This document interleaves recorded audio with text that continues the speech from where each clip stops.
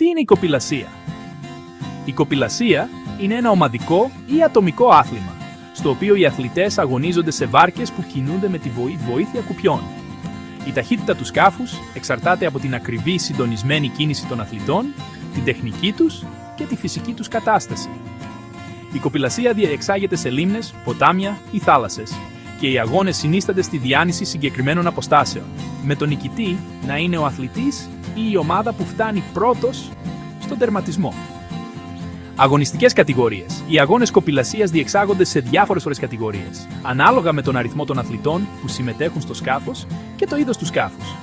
Επιπλέον, υπάρχουν και διαφορετικές κατηγορίες ανάλογα με την ηλικία και το επίπεδο των αθλητών, όπως οι κατηγορίες ανδρών, γυναικών, νέων, εφήβων και αθλητών με αναπηρία.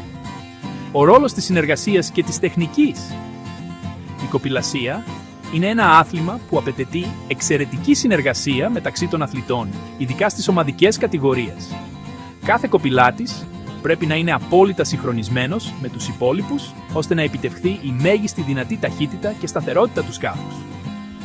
Η τεχνική είναι εξαιρετικά σημαντική, καθώς η σωστή χρήση των κουπιών, η σωστή στάση του σώματος και η εκμετάλλευση του νερού για μέγιστη όθηση είναι καθοριστικοί παράγοντες για την επιτυχία. Σωματική και ψυχική αντοχή. Η κοπηλασία είναι ένα απαιτητικό άθλημα που συνδυάζει την αερόβια και αναερόβια άσκηση. Οι αθλητές χρειάζονται εξαιρετική φυσική κατάσταση, δύναμη στο πάνω και κάτω μέρος του σώματος, αλλά και υψηλή αντοχή.